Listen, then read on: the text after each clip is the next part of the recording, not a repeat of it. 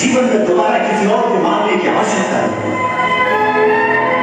हमारी सामर्थ्य अनुसार मांगो ताकि तुम्हारी सब कामनाएं पूर्ण हो जाए। संसार में सब कामनाएं किसकी पूरी होती है राजन? मनुष्य जितना पाता है उतनी उसकी तृष्णा बढ़ती जाती है। आपके पास सारी धरती है, उससे क्या आपकी कामनाएं तृप्त हो गई?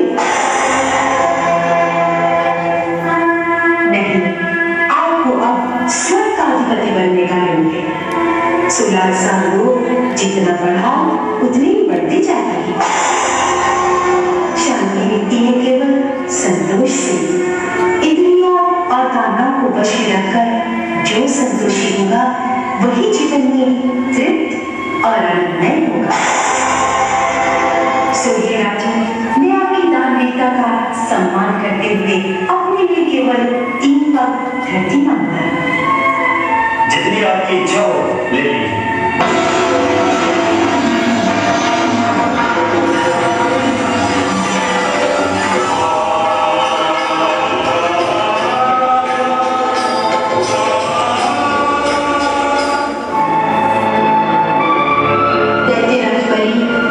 तुमने मुझे 3 पग भूमि देने का वचन दिया था।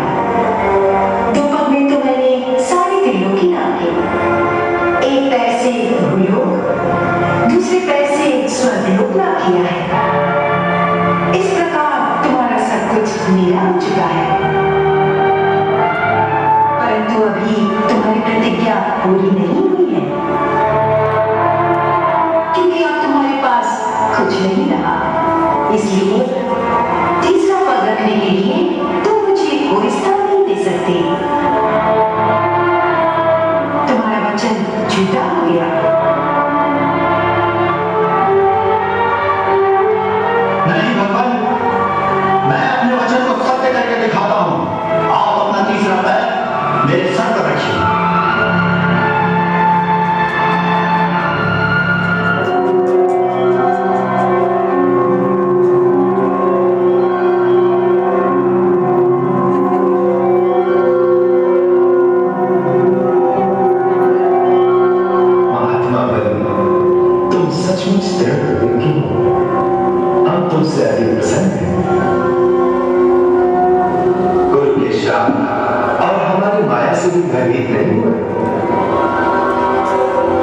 सब कुछ खोकर भी तुमने अपना वचन पूरा किया है। अगर हम तुम्हें वो स्थान देते हैं जो बड़े बड़े देवताओं के लिए भी प्राप्त करना कठिन है, तुम्हें मेरे परम इंद्र का पद प्राप्त होगा। तब तक तुम सुतल लोक में अपने दादा महाराज प्रहलाद के साथ आनंद पूर्वक निवास करोगे। मुझे वहां सदा सर्वदा पास ही देखोगे।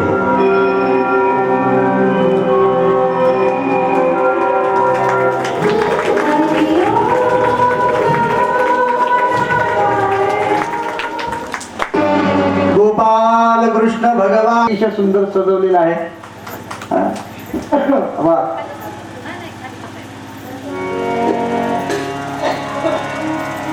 भगवान परमात्म्याने सांगितले, हे बले काय पाहिजे? बरीने सांगितलं, भगवान मी तुमची आराधना केली, बस माझा नियम आहे दररोज दान देणं, मला दुसऱ्या कशाची अपेक्षा नाही, माझं सर्वस्व तुम्हाला समर्पण केलं आहे। भगवान परमात्म्याच्या समोर सर्वस्व समर्पण करणाऱ्या बलीला भगवान परमात्म्याने पुढच्या मनवंतरामध्ये तू इंद्र होशील असा आशीर्वाद दिला आहे। तोपर्यंत सुतर लोकामध्ये त्याला राहण्यासाठी दिव्य जागा पण दिलेली आहे. शुकाचार्य सांगतात, राजन हात जोडले, कोण आहात? भगवंताने दिव्य रूपाने प्रगट होऊन सांगितलं, राजन मी मत्स्य अवतार धारण केलेला आहे. 7 दिवसानंतर प्रलयाला प्रारंभ होईल. तू तुझ्या पत्नीला बरोबर घे, सप्तर्षींना बरोबर घे, सर्व प्रकारचे बीज प्रजाजनाला बरोबर घे, मी तुझं रक्षण करीन. भगवंताने राजासहित सगळ्यांचं प्रलयामध्ये रक्षण केलं. प्रलय संपला आणि सत्यव्रत राजा याला भगवान परमात्म्याने दिव्य अशा प्रलयातून बाहेर काढून त्याच्यावर अनुग्रह केला. त्यावेळेला सत्यव्रत राजाला परमात्म्याचं दर्शन झालं. ते कसं झालं माहितीये? ते तुम्ही समोर जे बघताय ना, असं झालं. त्याच्याबद्दल सुद्धा टाळ्या वाजवा सगळ्यांनी. वा, क्या बात आहे. इतक्या कमी वेळात तयार करून आणलं, ह्याच्याबद्दल एकदा परत सत्कार. वा, चला 2 मिनिटाचं संकीर्तन करू आणि पुढच्या कथेवर. तोपर्यंत हा माहितच मत्स्य भगवान तुम्ही. गोविंद जय जय गोपाल जय जय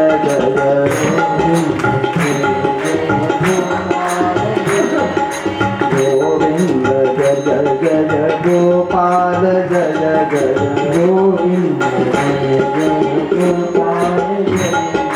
राधारमण हरि गोविंद जय जय राधारमण हरि गोविंद राधारमण हरि गोविंद जय जय राधारमण हरि गोविंद जय जय गोपाल जय जय गोविंद जय जय गोपाल जय जय गोविंद जय जय गोपाल जय जय गोविंद जय जय गोपाल जय जय राधारमण हरि गोविंद जय जय राधारमण हरि गोविंद राधारमण हरि गोविंद जय जय राधारमण हरि गोविंद जय जय राधारमण हरि गोविंद जय जय राधारमण हरि गोविंद जय राधारमण हरि गोविंद जय जय राधारमण हरि गोविंद जय जय राधारमण हरि गोविंद जय जय राधारमण हरि गोविंद जय जय राधारमण हरि गोविंद जय जय राधारमण हरि गोविंद जय जय गोविंद जय जय गोपाल जय जय गोविंद जय जय गोपाल गोविंद जय जय गोपाल जय जय गोविंद जय जय गोपाल जय गोविंद जय जय गोपाल जय जय गोविंद जय जय गोपाल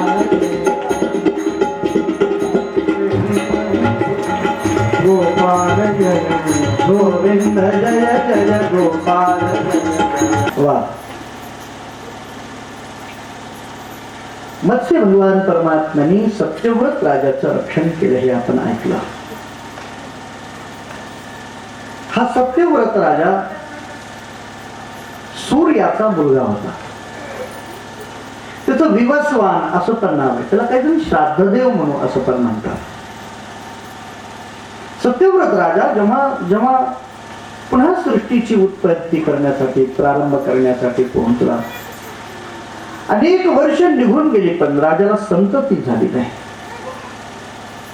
वसिष्ठांची प्रार्थना केली, वसिष्ठांच्याकडून काही यज्ञ करून घेतला. राजाला एक सुद्युम्न नावाचा मुलगा झाला. पण एक अडचण नाही. एके दिवशी तो सुद्युम्न आपला रथ वगैरे घेऊन वनामध्ये गेला आणि न जाणं असं काय वन होतं. त्या वनामध्ये प्रवेश केल्यानंतर राजा स्त्री झाला. रथाला जे घोडे होते ते सगळे घोड्या झाले. त्याच्याबरोबर जे मंत्री वगैरे होते ते सगळे स्त्री झाले. आता राजाला कळे ना काय करावं. राजा जंगलातच राहिला काही दिवस. राजाला जंगलातच राहण्यात जाऊ दे, आपल्याला काय करायचं. तर अनेक दिवस झाल्यानंतर राजा तर आला नाही आणि राजाची अशी अवस्था झाली. हे वडिलांना कळाल्यानंतर श्राद्ध देव म्हणून म्हणजे सत्यव्रत महाराज पुन्हा दुःखी झाले. काय करावं बरं. त्यावेळेला त्यांनी परमात्म्याचं पुन्हा ते विशेष पद्धतीने आराधन केलं. नंतर त्यांना 10 मुलं झाली. इक्ष्वाकु, नृग, शर्याती, दिष्ट्रशग्र, नभग, कवी अशी मुलं झाली. आणि या 10 मुलांच्या वंशापासून जे अनेक पुढे पुढे मुलं वगैरे झाले त्या सगळ्यांना सूर्यवंशीय राजे असं म्हणतात. ते सगळे सूर्यवंशातले राजे. त्यातल्या त्यात एक नभग नावाचा मुलगा होता, त्याला नाभाग नावाचा मुलगा होता. हा नाभाग फार मोठा वैष्णव होता, भगवतभक्त होता. त्या नाभागाच्या वंशामध्ये आपण जी एकादशी करतो ती एकादशी करणारे अंबरीश नावाचा राजा झाला. अंबरीश राजाचं चरित्र फार सुंदर आहे. 2 अध्यायामध्ये चरित्र आहे. अंबरीश महाराज एकादशीचं व्रत करत होते आणि कशी आपल्यासारखी नव्हती बरं. मागे एकादशी दिवशी आम्ही भाकरी भाजी खाल्ली. चौथा महाराज एकादशी मोडला भाकरीला बघून. नाही, एकादशीला चालायची भाकरी होती. मी त्या काकूकडून रेसिपी पण विचारून घेतली. सांगू का? तर भागवत सांगायला वेळ नाही. रेसिपी कधी सांगत बसवलं बघा. नाहीतर ह्याच्यावर बघा युट्यूबवर. स्टेटसवर टाक. एकादशी काय बघायचं काम आहे. शिरा ते रताळे ते किसून त्याचा आहे. आता बघ मी मुद्दाम सांगतो बरं. ही मोठी एकादशी आहे ना, थोडं मोठं फराळाला व्हावं तुमच्या पण घरी म्हणून सांगतो. पण राजाची एकादशी अशी नव्हती म्हणा. राजाची एकादशी कशी होती ऐका, थोडस ऐकून ठेवा. एकादशीच्या दिवशी आई आपल्या लेकराला दूधही पाजत नव्हती म्हणा. आता बाकीचं तर काय सांगा. मग काय करत असतील हो एका दिवशी? काहीच काम. अहो मला सांगा, कामच कशाचं असते? स्वयंपाक. स्वयंपाकासाठी किराणा, स्वयंपाकामुळे भांडे, स्वयंपाकामुळे सगळं घेऊन. आता स्वयंपाकच नाही म्हणल्यावर मग दिवसभर काय काम आहे?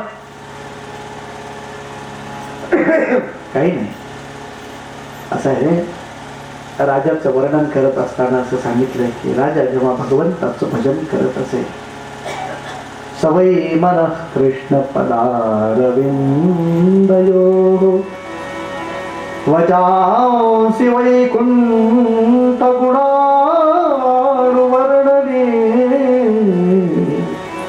करौ हरेर मंदिर मार्जनादिषु श्रुतिं चकाराच्युत सप्ततोदये.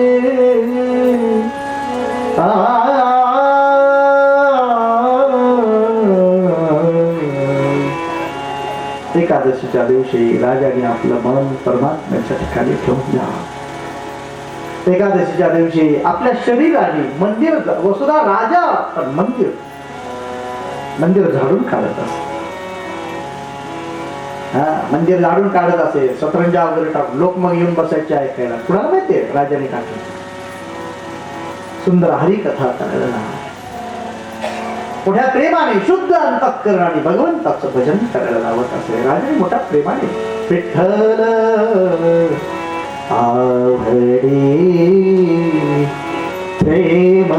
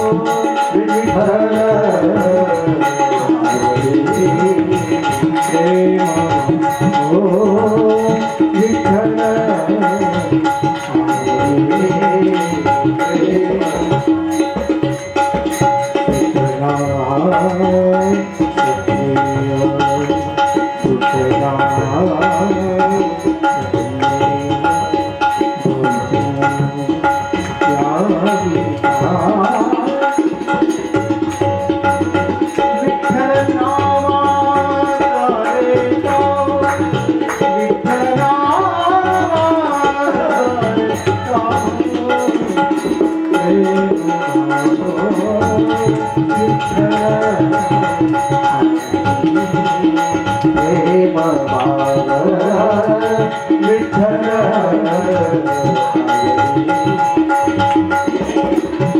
दिवसभर भगवंताच्या नामाचं संकीर्तन चालू आहे. एक राजाने सगळ्या राज्याला पूर्ण भगवत संकीर्तनामध्ये मुक्त करून टाकलं आहे.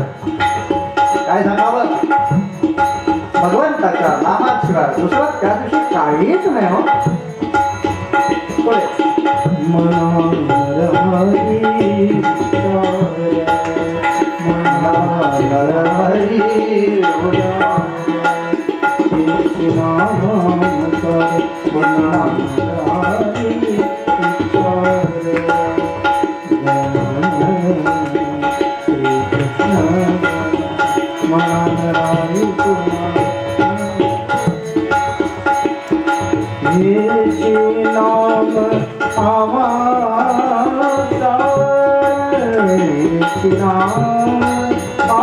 भगवंताचं नाम हेच सार, हिच्याशिवाय दुसरं कशाचं भावच नाही.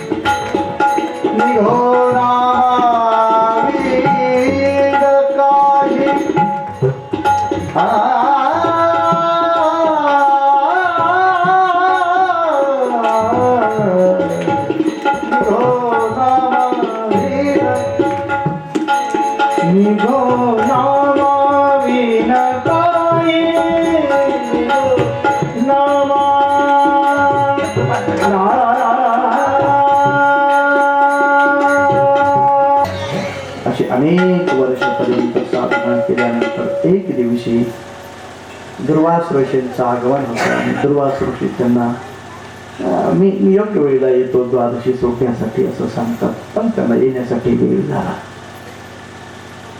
राजाच्या समोर प्रश्न पडला, माझा सूर्योदयाला द्वादशी सोडण्याचं व्रत आहे, जर मी नाही सोडली तर व्रताचा भंग होईल, आणि जर मी जर जेवण केलं तर ऋषींचा अवमान होईल, काय करावं बरं. राजाने एक चांगला पर्याय काढला, अंबसा केवले नाथ करिष्ये व्रत कारण. पाणी पिऊ, व्रताची सांगता करू. पाणी पिलं, आपण काहीच घेत नव्हतो, पाणी पिलं म्हणजे व्रताची सांगता झाली, पारणा झाली. आणि पाणी पिलं म्हणजे काही जेवण नाही, एखाद्याचा अवमान नाही त्याच्यामुळे. पण राजाने पाणी प्यायला आणि ऋषींचं आगमन झालं. ऋषींना राग आला दुर्वासांना.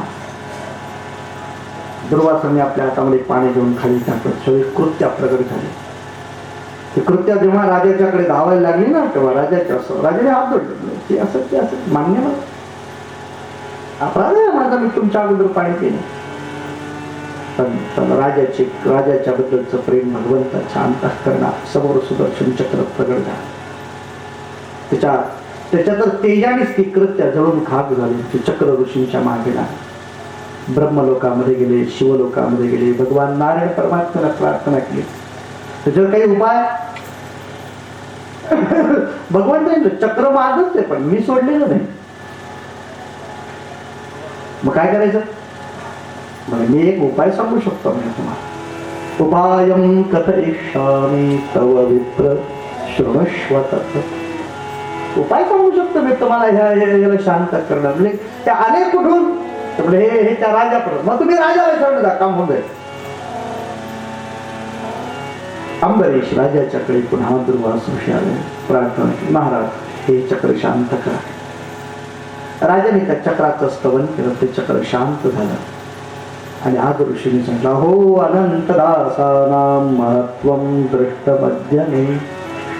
आज मी खरोखर भगवंताच्या भक्ताचं महत्व, श्रेष्ठत्व माझ्या डोळ्यांनी पाहिलं. काय अलौकिक सामर्थ्य शक्ती. ते काय सामर्थ्य देवाचं चक्र यांचं चक्र होऊन जातं. देवाच्या अनुज्ञेशिवाय चक्र धावायला लागतं. परमात्म्याच्या प्रत्येक साधनावर यांची सत्ता आपोआप तयार होते न बोलता. हे अनंत दासाचं महत्व आहे. म्हणून सगळ्या संतांनी सुद्धा सांगितलं, आणि संतांचा अनादर होऊ, बाकी काही उद्या म्हणे तुमच्या संतांचा अनादर होऊ देऊ नका. करिता देवा रचन घरा आले संत जन, देव सारावे तर ते संत पुजावे आते. संतांच्या पूजने परमात्मा प्रसन्न होतो. याही वंशामध्ये अनेक अशा प्रकारचे राजे झालेले. तसं शर्यती राजाचा पण वंश सांगितला आहे. सगळ्या राजांचे सांगितले. त्याच्यामध्ये इक्ष्वाकू राजाचा वंश मात्र खूप मोठा आहे. इक्ष्वाकू राजाच्या वंशामध्ये मानधाता नावाचे ऋषी झाले, सौभरी नावाचे ऋषी झाले. याच वंशामध्ये पुढे त्रिशंकू नावाचा राजा झाला. याच वंशामध्ये हरिश्चंद्र नावाचा एक श्रेष्ठ असा राजा झाला. याच वंशामध्ये हरिताचा रोहित नावाचा मुलगा होतो. याच वंशामध्ये बाहुक नावाचा मुलगा झाला. बाहुकाच्या घरामध्ये त्याला काही पत्नी होत्या. एक पत्नी महाराणी गर्भवती होती. बाकीच्या बायकांनी तिला विष पाजवलं. बाहुकाची पत्नी गर्भवती असताना विष पाजवण्यात आलं तिला. तिला काही वेदना वगैरे झाली असतील आणि लेकरू जन्माला आलं. तर ते लेकरू विषासहित जन्माला आलं. विषाला संस्कृत मध्ये गर असं म्हणतात. आणि विषासहित जन्माला आला म्हणून त्याला सगर असं त्याचं नाव ठेवलं. सगळे चक्रवर्ती सम्राट. सगराला एक मोठा मुलगा होता. तो थोडा बुद्धीने वेळा. तो नाव होता असमंजस. असमंजस म्हणजे काय करावं काय करू नये कळत. आणि बाकी काही मुलं होती. बाकी किती मुलं होती उगा ऐकून ठेवा. 60,000 मुलं होती.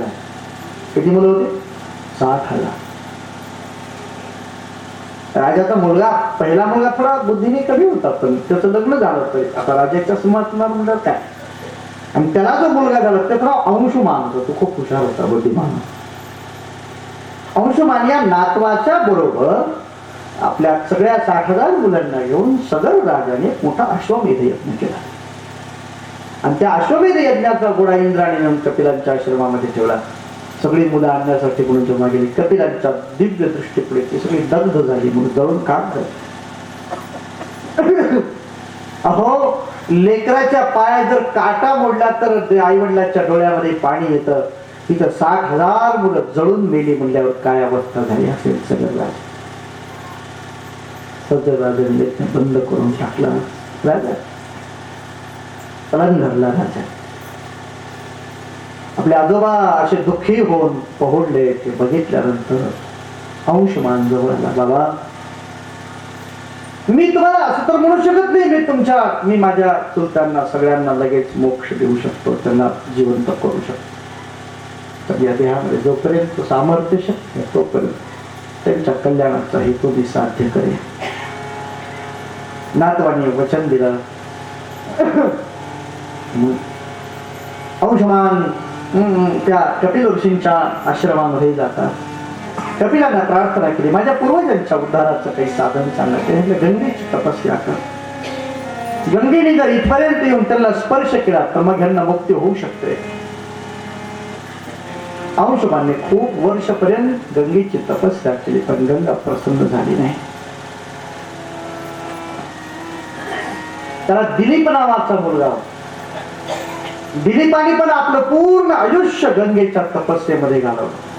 तर 2-3 पिढ्यामध्ये कार्यच एक होतं. मुलगा पहिला झाला की तपस्येला लागायचं गंगेच्या. अंशुमानने तपस्या केली, दिलीपाने तपस्या केली, गंगा प्रसन्न झाली नाही. दिलीपाचा भगीरथ नावाचा मुलगा होता. त्याने मात्र गंगेची खूप कठोरतम आराधना केली. गंगा प्रसन्न झाली. काय त्याची बात, माझी काही नाही, माझी एवढीच अपेक्षा आहे की तुम्ही भूतलावर या आणि माझ्या पूर्वजांचा उद्धार करा.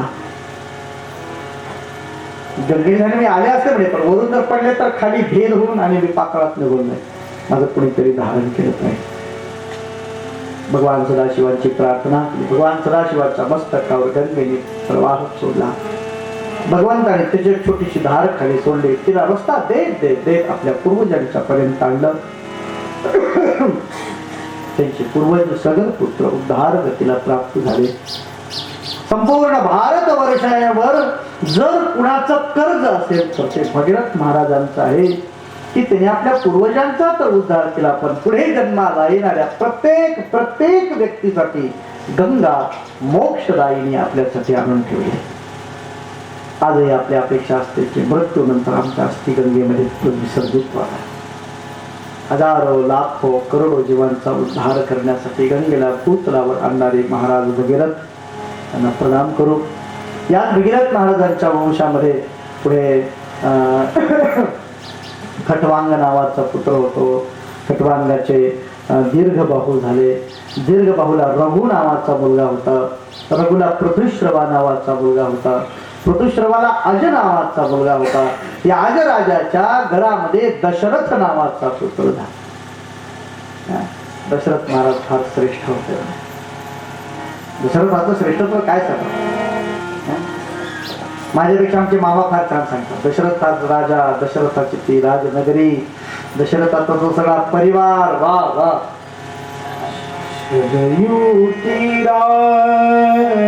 वरी अयोध्या,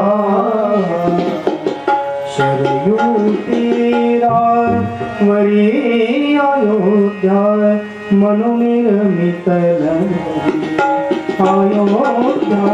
मनुनिर्मित अयोध्या, मनुनिर्मित. शरयू नदीच्या काठावर मनू महाराजांनी तयार केलेली अद्भुत अशी नगरी, काय सांगावं त्याचं वर्णन. अयोध्या तर अयोध्याच आहे बरं.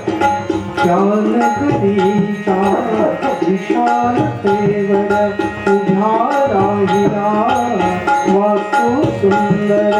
त्या नगरीचा नगरीमध्ये मोठ्या मोठ्या वास्तू होत्या, घरं होती, चार होती.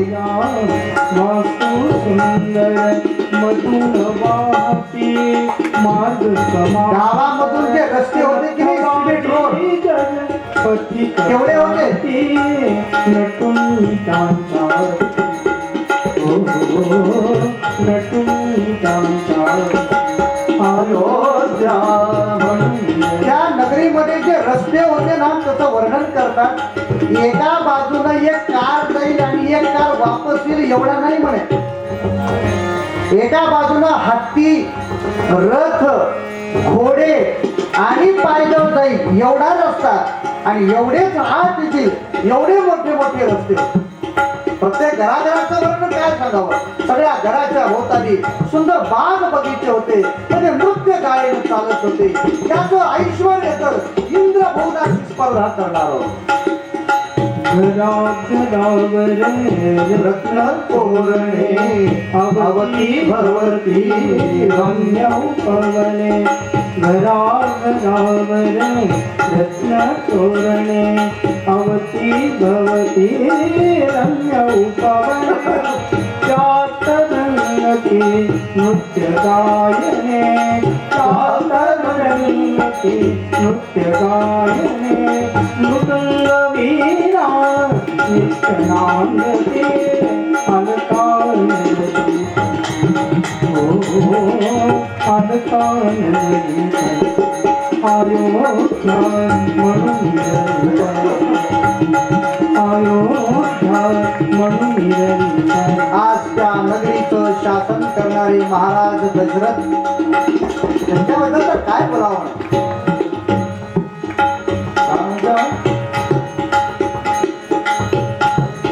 विश्वाकुल विभूषण राजा दशरथ करितो रायण. त्या नगरीचे करितो रक्षण, त्या नगरीचे करितो रक्षण.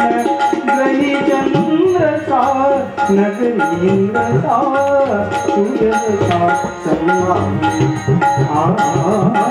सूर्यचा सन्मान. अयोध्या मनुनिर्मित नगरी. अयोध्या बापरामध्ये जन्माले महाराज दशरथ त्या नगरीचं शासन करत होते. गदिमांनी सांगितले दशरथ महाराज कसे होते. ग्रही चंद्रसा घरामध्ये चंद्रासारखा होता म्हणजे एकदम शांत. नगरी इंद्रसा नगरामध्ये इंद्रासारखा ऐश्वर्य होतं. आणि युद्धाला जर उभा राहिला तर सूर्य जसा संध्याकाळी युद्धामध्ये सूर्यासारखा दैदिप्यमान असा तो राजा. त्या राजाला 3 पत्नी होती. तुम्हाला नाव माहित का? ह्याला सांगायला दशरथास त्याती भाया सुवंशजा त्या सुखनियाया सिद्धपतीचा सेवाकार्या सिद्धपतीचा सेवाकार्या बहुसुताच्या रूपशाली अतुल प्रभासुर अतुल प्रभासुर अयोध्या मनोनिरमित नगरी अयोध्या मनोनिरमित नगरी अयोध्या मनोनिरमित नगरी. राजा दशरथ महाराज त्यांच्या 3 पत्नी होत्या. कौशल्या, सुमित्रा आणि कैकेयी अशा 3 पत्नी आहेत. आणि राजाकडे सगळ्या प्रकारचे सुख होते. काही दिवस निघून गेले. राजाच्या घरी संतती झाली नाही.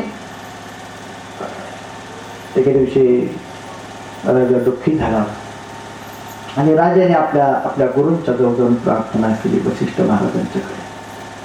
मला संतती नाही, काही आहे उपाय याच्यावर? हो आहे. अहो महाराज, पण माझं 50 वय झालंय. कधीतरी तुमच्यासारख्याने म्हणले असते एखादे हे उपाय करून बघा. वसिष्ठाने सांगितलं, शास्त्र असं सांगतो जोपर्यंत यजमान विचारत नाही तोपर्यंत सांगू नये.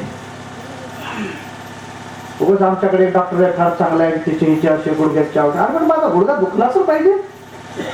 उगाच औषध सांगायचं नाही. जोपर्यंत समोरच्या व्यक्तीने विचारलं नाही तोपर्यंत सांगायचं. आहे का उपाय? कोणता उपाय? त्याच्यासाठी पुत्र कामेष्टी यज्ञ करावा लागेल. राजाने तारीख ठरवली, योग्य मुहूर्त ठरवला, सगळ्या प्रकारचे ऋषी जमवण्यात आले, सगळी साधनं जमवण्यात आली, ऋषी शृंगांना बोलवण्यात आलं. सुंदर असा यज्ञ झाला. साक्षात अग्निनारायणाने प्रसाद दिला. तो प्रसाद 3 राण्यांनी धारण केला. 3 राण्या यथाकाल गर्भवती झाल्या. हळूहळू मास 2 मास वाढायला लागले. हळूहळू पूर्ण दिवस जमा झाले. चैत्र महिना हळूहळू 1-2 दिवस मागे पडायला लागले. 9मीचा दिवस आणि बरोबर दुपारची 12 वाजता. चैत्र मास शुद्ध नवनवमी गंधयुक्त तरीही वात उष्णते. आज दुपारी सूर्य स्थिर का बरं झाला? कारण आज देवाचा देव पुत्रावर अवतीर्ण होता. राम जन्मला ग सखे राम जन्मला. सगळ्यांनी म्हणा, राम जन्मला ग सखे राम जन्मला. भगवान परमात्म्याचा जन्म तसंही अयोध्येमध्ये झाला. सगळ्यात पहिल्यांदा कोण बघितला असेल? कौसल्या उघडी लोचने गुणगाय माय स्वतः पुत्र कौशल्याने आपले डोळे उघडले.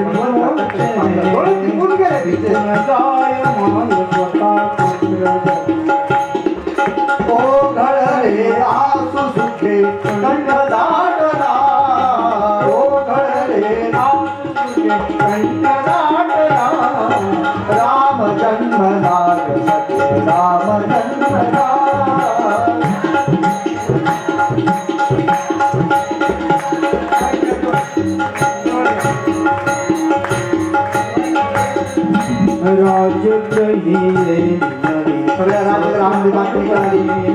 इथं वगैरे अंबरल्या अंगात काही हंबरायला लागल्या. दुंदवीचा नाद तोच दुंद कोंडला राम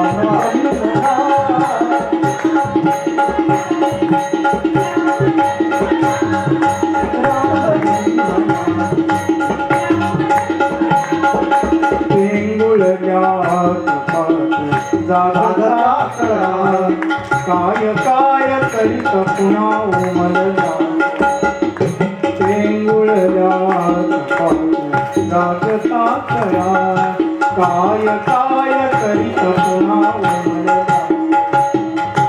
उच्चरवे वायुश्वास हसून बोलला. उच्चरवे वायुश्वास हसून बोलला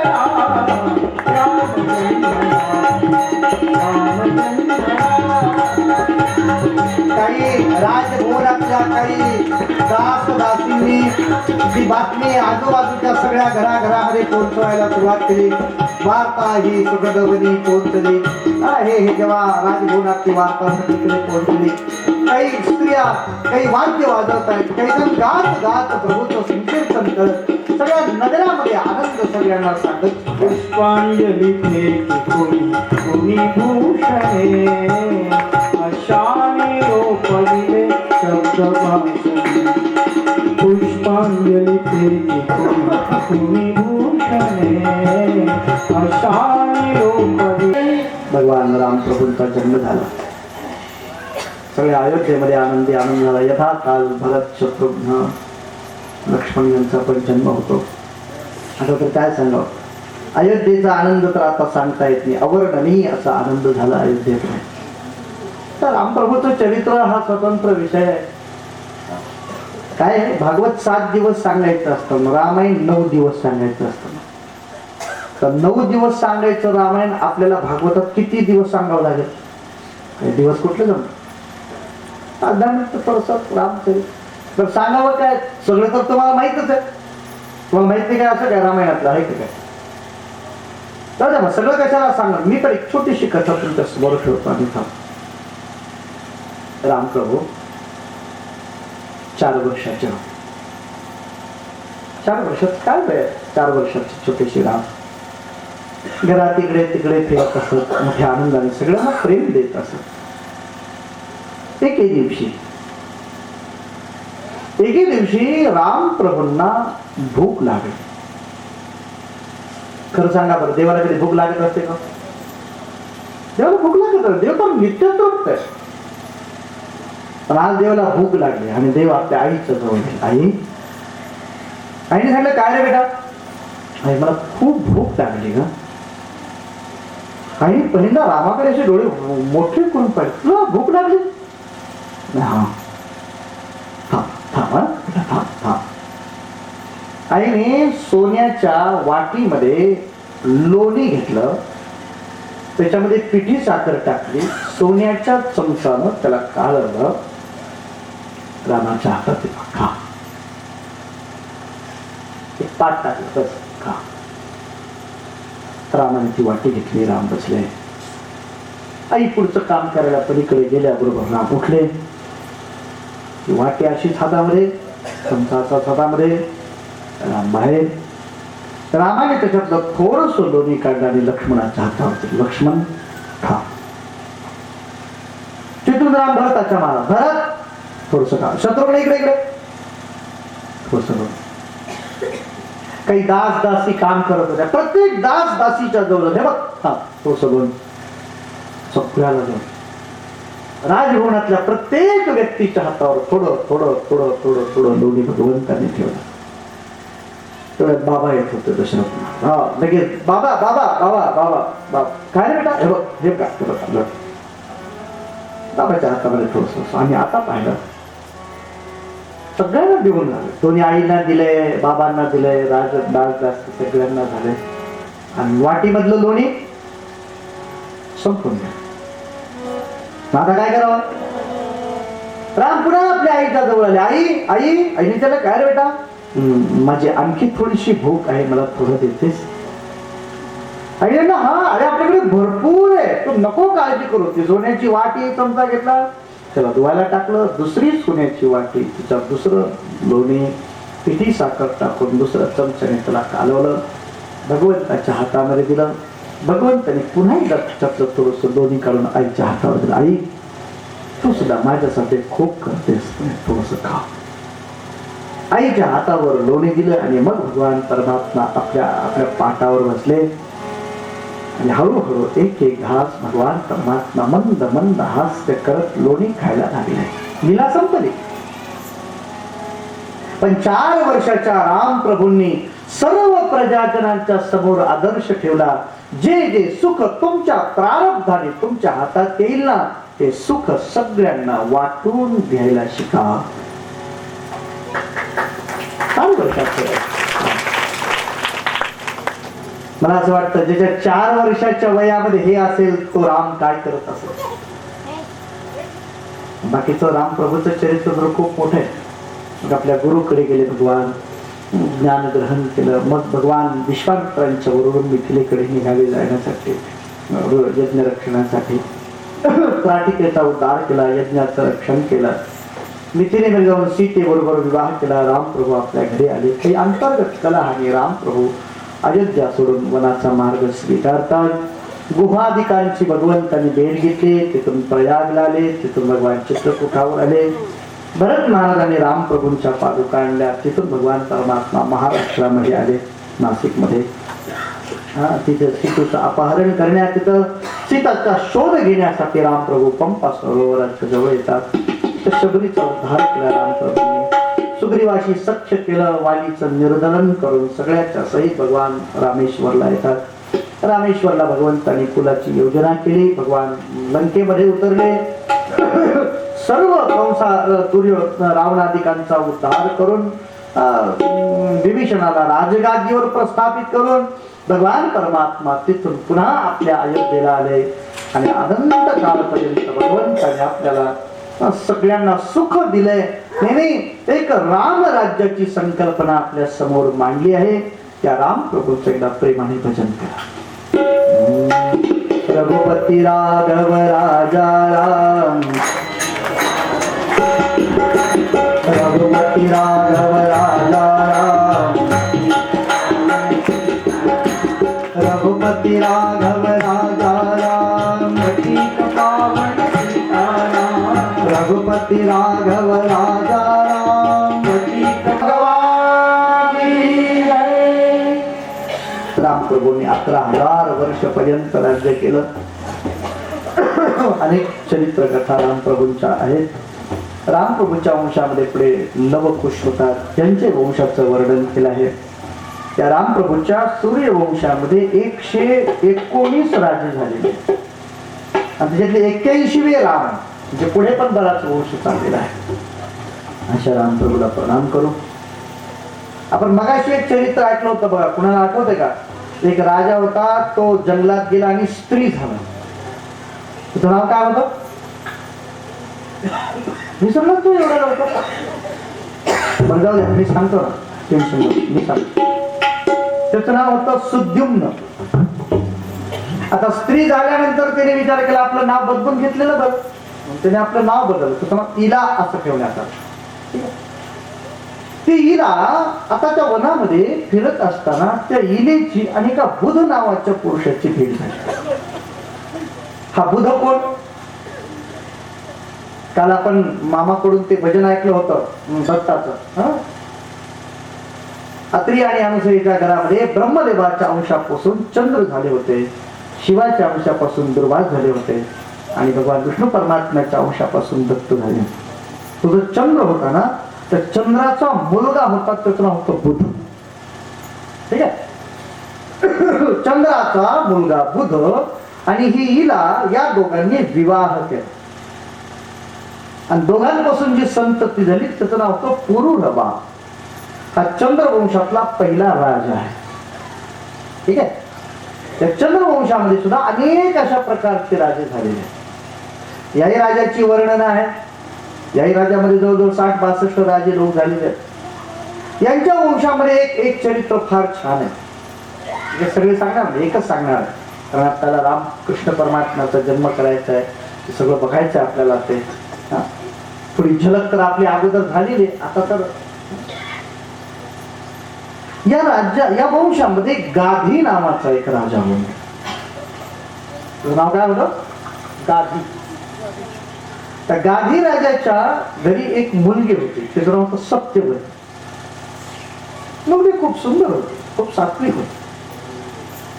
एके दिवशी एक रुचिक नावाचे ऋषी आले आणि त्यांनी सांगितलं, राजा मला तुझ्या मुलीबरोबर लग्न करायचं. राजाने विचार केला, माझी राजवंशात वाढलेली मुलगी राजवैभवात त्या ऋषी बरोबर जंगलात जाईल कशी, राहील कशी? पण नाही देत म्हणावं तर शाप दिला तर? ऋषींचा काय भरोसा, राग आला तर शाप देऊन टाकते. म्हणून त्यांनी काहीतरी थोडस विचार केला आणि सांगितलं, मला ठीक आहे, माझी मुलगी देतो मी तुम्हाला, पण माझी एक अट आहे. तुला सांग तुझी काय अट आहे? मला 1000 श्यामकर्णी घोडे पाहिजे. असे घोडे पाहिजेत मला 1000, ज्यांचे कान काळे असतील आणि बाकी सगळं शरीर पांढरं असेल. असे किती पाहिजे? असा घोडा तुम्ही बघितलाय का आता? असे घोडे काय भेटतात? आणि असं एकही पाहिजे. म्हणजे राजाने विचार केला, हे घोडे हुडकत बाबा जाईल, पटकन एखादं चांगलं स्थळ बघून मुलगी देऊन टाकावी. आल्यावर म्हणून झालं की हो तुमची वाट बघितलं 2 महिने मोकळं. असा राजाचा विचार होता. पण ऋषी तिथून सरळ वरुणाकडे गेले आणि वरुणाला सांगितलं, मला 1000 श्यामकर्णी घोडे पाहिजे. इंद्राने पलीकडचा तबेला सगळा श्यामकर्णी घोड्याच जेवढे पाहिजे तेवढे घेऊन 1000 मोजून घोडे आणले, राजाच्या तबेल्यात आणले. राजा घोडे मोज आणि घेऊन ये मुली. राजाचा नाईलाज झाला. राजाने आपली सत्यवती नावाची मुलगी गाधी राजाने रुचिक ऋषींना दिली. आपल्या पत्नीला घेऊन गेले ऋषी आपल्या आश्रमात. आनंदाने राहायला लागले. काही 4-2 वर्ष निघून गेली. एके दिवशी राजाची पत्नी आपल्या मुलीच्या गावी गेली. मग ऐका बरं, फार इंटरेस्टिंग आहे.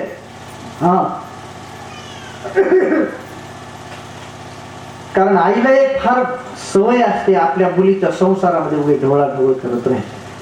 तुला व्यवस्थित करायला का नाही, तुला कोणी बोलत तर नसते, तुला काय करायचं दिलीच नव्हतं, सुखाने राहा म्हणून सांग.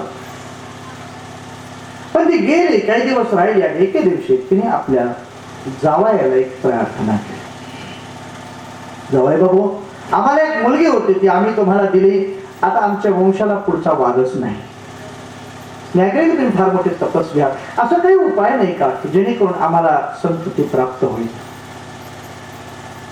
ऋषी म्हणाले, काही काळजी करू नका, मी तुमच्यासाठी एक प्रसाद देतो, तुम्हाला संतती प्राप्त होईल. बायकोने सांगितलं, महाराज आपले लग्न 5-6 वर्ष झाले, ठीक आहे म्हणजे तुझ्यासाठी एक प्रसाद तयार करतो. काही विशिष्ट प्रकारचा यज्ञ करून त्या यज्ञाचा काही प्रसाद ऋषींनी तयार केला आणि 2 प्रसाद तयार करून ठेवले. आणि आपल्या आवाज दिला, कोण आहे तिकडं? सासूबाई आल्या. काय जावं बापू? काही नाही, 2 प्रसाद तयार करून ठेवले. हे अलीकडचा जो आहे ना, तो माझ्या बायकोसाठी आहे. मी पलीकडचा आहे तो तुमच्यासाठी आहे. हा तुम्ही प्रसाद, असं सांगून ऋषी बाहेर गेले.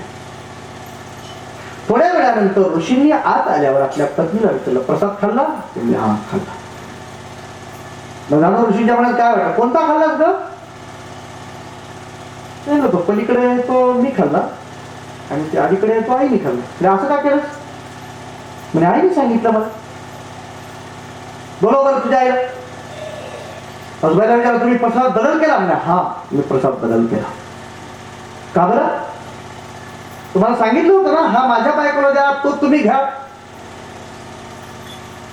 मान खाली घातली. का केलं तुम्ही असं? ते सांगितलं, खरं सांगू, मी अशी कल्पना केली की तुम्ही आपल्या बायकोला चांगला मुलगा व्हावा म्हणून प्रसाद केला असाल. सासूला कसं का होईना, म्हणजे तिचं थोडी प्रॉपर्टी पुढे जमून आपल्याला इकडे आली तर तेवढी, असा काही तुम्ही विचार केला आहे असं धरून मी माझा प्रसाद मुलीला दिला आणि मुलीचा प्रसाद मी खाल्ला. राजाने सांगितलं, ऋषीने सांगितलं, असं नाही, मी खरंच वेगळे 2 प्रसाद तयार केले होते, पण माझा तयार करण्याचा हेतू वेगळा होता. तुम्ही एका राजाची पत्नी आहात म्हणून शस्त्र चालवणारा पुत्र तुमच्या घरी जन्माला येईल असा शौर्यवान पुत्र होण्याचा प्रसाद एक केला होता. माझी पत्नी एका तपस्व्याची पत्नी आहे, भरपूर तपस्या करावा असा पुत्र मी दुसऱ्या प्रसादामध्ये तयार केला होता. आता प्रसाद बदलले, आता फल बदले. तुमच्या घरचं पोरग जपमाळ घेऊन रामकृष्ण हरी रामकृष्ण हरी रामकृष्ण हरी करत असेल, राज्य कारभार सोडत. आणि माझ्या घरचं पोरग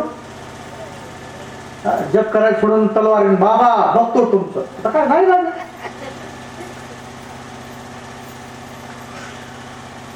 राणीने मान खाली घातली, पण पत्नीने सांगितलं मला असं शौर्य करणारा पुत्र नको आहे.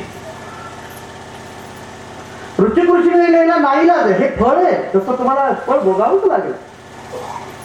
पण माझा काही दोष आहे का याच्यामध्ये?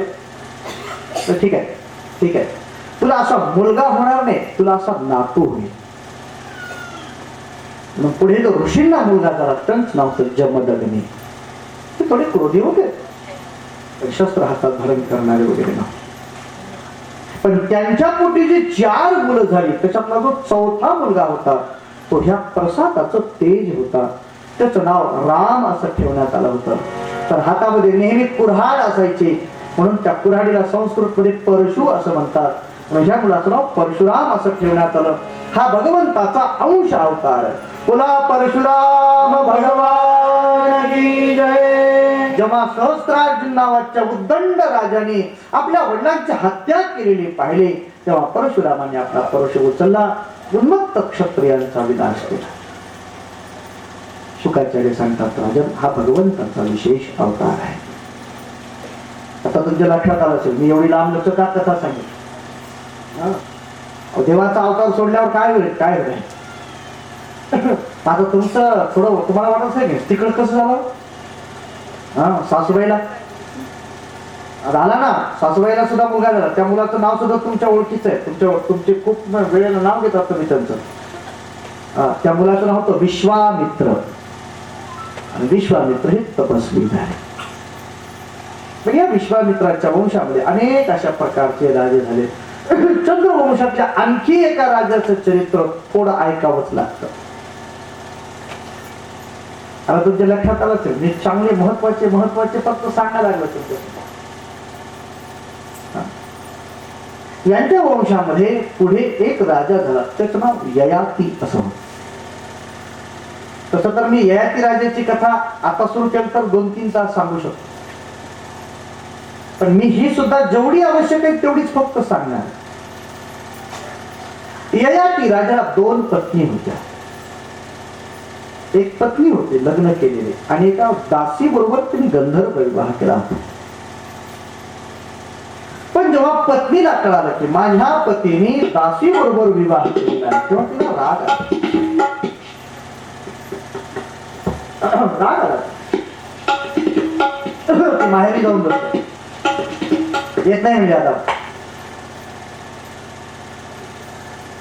शेवटी पती तिला आणण्यासाठी म्हणून ययाती राजा गेले. ययातीला हे ययातीने असं केलंय म्हणल्यानंतर त्या सासरे होते ना शुक्राचार्य होते दैत्याचे गुरु होते. शाप देऊन टाकला जातो म्हातारा होऊन जाशील. आणि जेव्हा जावेला शाप दिला तो म्हातारा होशील तो हसायला लागला. हसतोय का म्हणे तुम्ही. हसू नाही तर काय करू म्हणे मी तुमच्या मुलीचा नवरा आहे आणि मला म्हातारा केलं. आता काय दुःख कुठं आहे तुमच्याच मुलीला आहे ना. शुक्राचार्य डोकं खालून एवढं हुशार म्हणतात पण झाली माझ्याकडून अशी एक गलती. आता काय करायचं. काही उपाय असेल तर सांगा. एक उपाय आहे काय जो तुझा मुलगा तुला तारुण्य दे त्याच्याकडून तारुण्य घे आणि तुझं वृद्धत्व त्या मुलाला देऊन टाक. असं तुला काही दिवस करता येईल. राजा तिथून आपल्या घरी आला, आपल्या पत्नी सहित घरी आला आणि पहिल्यांदा त्याने आपल्या मुलांना बोलवलं. देवयानीच्या मुलाला बोलवलं. यदो प्रणाम बाबा. त्याला मी वृद्ध झालो. हे असं काय झालं बाबा तुम्हाला. हे पांढरी शुभ्र शरीर कंप पावायला लागलंय सुरकुत्या पडल्यात म्हणे हा मला वृद्धत्व आलंय, माझं एक काम करायचंय. म्हणे बोला बाबा. काही नाही, माझं वृद्धत्व तू घे आणि तुझं तारुण्य मला दे. राजाची खूप अपेक्षा होती की यदू हा देवयानीचा पुत्र आहे, आपलं देईल तारुण्य. पण यदूने स्पष्ट नकार दिला, मी माझं तारुण्य देणार नाही. आता काय करायचं? राजांनी ज्या दासी बरोबर विवाह केला होता त्या शर्मिष्ठेला आणि तिच्या मुलांना बोलवलं. शर्मिष्ठेचा एक मुलगा, त्याचं नाव होतं पुरु. राजाने पुरो, मला आणखी काही दिवस सुखभोग घेण्याची इच्छा आहे, मला तुझं तारुण्य दे आणि माझं वृद्धत्व घे, तयार आहे? पुरुने हात जोडले, सांगितलं बाबा मला क्षमा करा. कशासाठी? स्पष्ट नाकार देऊन टाकला. तो म्हणला नाही बाबा, मला क्षमा वेगळ्या कारणासाठी पाहिजे. कशासाठी? पुरुने सांगितलं बाबा मुलगा 4 प्रकारचा असतो. लक्ष देऊन ऐका बरं. मुलगा 4 प्रकारचा असतो. पहिला असतो उत्तम चिंतन करूया. उत्तम मुलगा त्याला म्हणतात जो वडिलाच्या मनात काय चाललंय हे बघून त्याप्रमाणे आचरण करतो. 4 वाजलेत, वडील अंगात कपडे घालतायत, पोरांनी बघितलं, लक्षात आलं बहुतेक चहा प्यायची इच्छा दिसते. घरातलं दूध संपलंय, दुकानातून दूध आणायला बाबा निघाले. बाबा बसा, पैसे द्या, दूध घेऊन येतो. दूध आणून दिलं, चहा चिंतित सांगितलं नाही वडिलांनी, दूध आण. पहिल्या क्रमांकाचा मुलगा म्हणा. दुसरा प्रोक्तकारी तो मध्यमहा. सांगितलं वडिलांनी, अरे बेटा माझे पाय दुखायला लागले, चहा तर घ्यायचा आहे, तर समोरच्या दुकानामध्ये दूध मिळतं, तू जाऊन तू दूध घेऊन येतोस का रे? हा बाबा हो, पैसे दिले, दूध आणले. सांगितल्यावर काम कर. हा दुसरा मुलगा. तृतीय अश्रद्धया करूया. वडील झाले बेटा दूध घेऊन येतोस का रे? हा मी टीव्ही बघायला बसले की तुम्हाला देखवतच नाही माझे जण होत नाही आणा. अरे बेटा पाय दुखायला लागले तर मी दूध घेऊन येतो की तुला आजचा दिवस सांगायला लागलं नाही आणत, माझी मॅच चालू, तुम्हाला दूध पाहिजे. अरे तू पण घे रे बेटा थोडं दूध, चहा. मी आणत नाही. अरे जा रे ऐक, माझे पाय फार दुखायला लागले, तुला उग म्हणत नाही मी, द्या पैसे. सारखं किटकिट लागलेलीच असते आमच्या मागे. तन तन तन तन करत जाऊन दुधाला घ्या, त्या आता चहा. काम केलं की नाही हो? त्याला तिसरा मुलगा लागला. काम केलं पण अश्रद्धेने केलं. आणि आकर्तोश्चरितम पितो. एक मुलगा असतो जो पित्याचं पाप जन्माला आलेला असतो. तुम्हाला त्या वाटलं त्याने तर मला मी अजिबात देत नाही. समजून घ्या, आपलं पाप आपल्या पोटी जन्माला आले. हा आता प्रश्न आहे, मी तुमची क्षमा का मागतो आहे? मला तुमचा उत्तम मुलगा होता आला नाही, त्याच्याबद्दल मला क्षमा करा. मी तुमचं वृद्धत्व सहर्ष ग्रहण करतो. वडिलाचं वृद्धत्व घेतलं, वडिलांना तारुण्य दिलं. अनेक वर्षापर्यंत वडिलांनी सर्व प्रकारची सुख भोगली.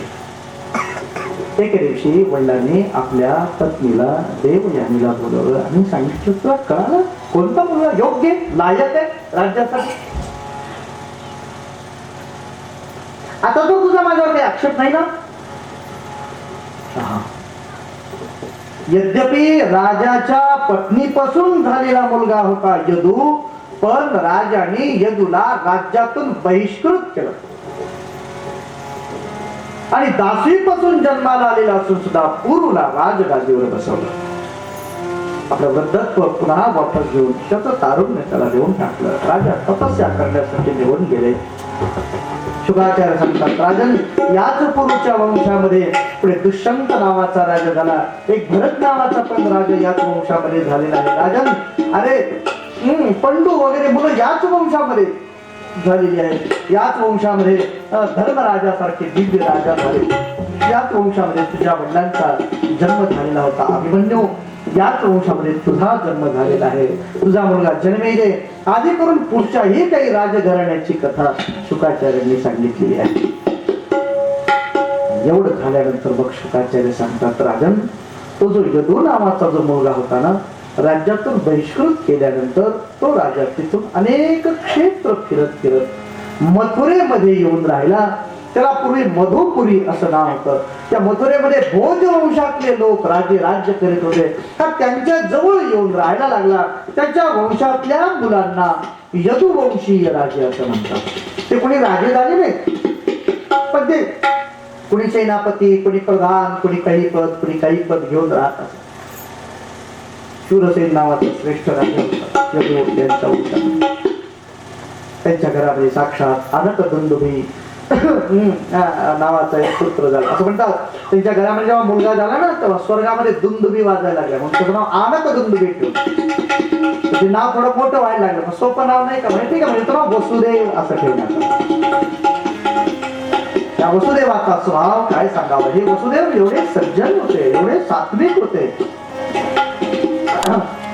या वसुदेवाच्या बरोबर कंसाच्या भावाच्या 8ही मुलींनी विवाह केला होता. आम्हाला वसुदेवांशी लग्न करायचं. सगळ्यात शेवटची मुलगी होती, तिचं नाव होतं देव होती. देवकीला जेव्हा वडिलांनी विचारलं तुला कसा पाहिजे पत्नी, तेव्हा मला वसुदेवांच्या बरोबर विवाह करायचा. विवाह निश्चित करण्यात आला. विवाह ठरल्यानंतर मोठ्या आनंदाने एक मुहूर्त काढण्यात आला. त्या मुहूर्तावर आपल्या मुलीचं लग्न करून देणार. तिचा चुलत भाऊ कंस हा स्वतः जातीने सगळीकडे लक्ष घालून उभा होता. असं लग्न केलं त्याने ते सगळं गाव जेवण. मला असं कधी कधी वाटतं सांगावं न सांगावं, पण मी कधी कधी सांगतो, कधी कधी सांगत नाही. फक्त वसुदेवांनी आपल्या बहिणीला, चुलत बहिणीला लग्नामध्ये हुंडा किती दिला होता ऐकून राहू दे. असं तर हुंडाबंदी आहे. 10,000 सोन्याचे रथ दिले होते. आता बाकीचं सांगत बसू का, पैसे वगैरे किती दिले होते. सोन्याचे रथ 10,000 म्हटल्यावर काय आनंदाने विवाह समारंभ पार केला. जेव्हा ते तो रथ घेऊन जायला लागला ना, ते सगळं ऐश्वर्य बघून गावातल्या सगळ्या बायका म्हणायला लागल्या, देवा आम्हाला पुढच्या जन्मी कंसासारखा एक भाऊ दे रे बाबा. देव म्हणजे काय परेशानी, सगळ्या घराघरात एक कंस झाल्यावर जेव्हा असं नाही, कंस हे का करतो हे सांगितलं पाहिजे समाज. कशासाठी कर, बहिणीबद्दल प्रेम हे असं काही नव्हतं, माझ्याकडे ऐश्वर्य काय हे दाखवायचं. असं जात असताना अचानक आकाशवाणी झाली, हे कंस अस्यास्त्वामष्टमो गर्भो हंतायाम वहसे अबुध. हे अबुध, हे मूर्ख मनुष्य, जिथं एवढ्या प्रेमाने तू वहन करतोय तिचा 8वा पुत्र तुझा मृत्यू आहे. ऐकल्याबरोबर त्याचं खरं रूप बाहेर पडलं. आपल्या बहिणीचे केस पकडले, फरफडत तिला रथातून खाली ओढलं, तलवारीने घाव करणार. वसुदेवाने हात धरला, महाराज विशूर आहात, पराक्रमी आहात, तुमच्यासाठी हे शोभत नाही. भवान भोज यशस्कर आहात, तुम्ही भोज वंशातले यशस्वी राजा आहात. आणि तरी लग्नाच्या पर्वणीमध्ये बहिणीची अशा प्रकारची हत्या करावी हे तर लांछन झालं. शूर पुरुष असं तरी करत नाही. आणि प्रश्न राहिला जन्म मृत्यू. अरे हे तर जन्म मृत्यू सगळ्यालाच आहे. असं नका करू. तत्वोपदेश केला पण ते काय ऐकायच्या मूड मध्ये नव्हता. वसुदेव थोडे हुशार होते. वसुदेव महाराज मारायचं का हिला, बिनधास्त मारून टाक, माझी परवानगी, पण माझं एक म्हणणं अगोदर ऐका आणि मग मार. राजा म्हणलं काय पटकन जा.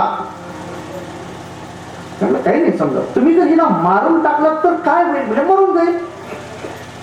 अच्छा, मेल्यानंतर हिचा जन्म कुठं होईल माहिती नाही. समजा मेल्यानंतर हिचा जन्म आपल्या मथुरेच्या बाजूच्या का गावामध्ये झाला, ती मोठी होईल की नाही, होईल. मग तिचं लग्न होईल की नाही, होईल.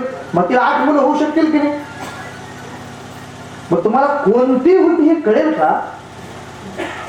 याच्यापेक्षा तुम्हाला जर 8वा जर पुत्रापासून मृत्यू असेल तर हे काम करा, हिला जिवंतच राहू द्या. तिची आठीच्या आठी मुलं तुम्हाला आणून देतो, त्या मुलांना मारलं ते खऱ्या अर्थाने काम होतंय तुमचं. राजाने आपलं डोकं खाल्लं. हा हेच बरोबर आहे, ठीक आहे ठीक आहे ठीक आहे, घेऊन जा. आणि मग त्या दोघांचा रथ सोडण्यात आला. ते दोघेही आपल्या घराकडे आले. यथाकाल दोघांना पहिला मुलगा झाला. 12 दिवस झाले. आत्याला बोलवण्यात आलं. पाळण्याचा कार्यक्रम झाला. नाव ठेवलं कीर्तिवंतम प्रथमजम. पहिल्या मुलाचं नाव कीर्तिवंत असं ठेवण्यात आलं. एके दिवशी वसुदेवाने सांगितलं, देवकी आपण तुझ्या भावाला वचन दिलंय, त्याप्रमाणे आपल्याला गेलं पाहिजे, आपल्याला मुलगा दिला पाहिजे. तर दोघे रथामध्ये बसते, आपल्या भावाच्या घरी आले. तो मुलगा आपल्या भावाच्या हातात दिला. कंसाने पाहिला, मुलगा छान आहे बा, ठीक आहे ठेवून जा वापस. तरी वापस दिला, पण विश्वास नव्हता वसुदेव महाराजाला. हे दुर्बुद्धी माणसाची बुद्धी कधी बिघडेल काही सांगता येते. काही जण सांगितलं, भागवतामध्ये पण असं आहे की नारदाने येऊन त्याला सांगितलं, हे बघ हे असं कर, कुठला आठवा सांगता येत नाही. देव सुद्धा कधी कधी गडबड करतात. तो कशाला तू इंग्लिश मधला एक फार छान शब्द आहे, रिस्क घेऊ नकोस. मला शब्द फार आवडतो, रिस्क घेऊ नको. कंसाने पुन्हा बाहेर गेलेला वसुदेव देवकींना परत बोलवलं. त्या मुलाच्या पायाला पकडून गर्र फिरवलं, आदळलं जोरामध्ये. एखादं नारळ फोडावं तसं त्या लेकराला आई वडिलांच्या समोर जेव्हा आपटून नष्ट केलं ना, ते दोघे थरथर थरथर कापायला लागले, धाड करून कुसळून पडले. थोड्या वेळात जागेवर ताकद प्रकार ते कारागृहात होते. कारण मंत्र्यांना मारत असून लेकराला मारत असतात का, आता पळून जातील नाही दोघं जण.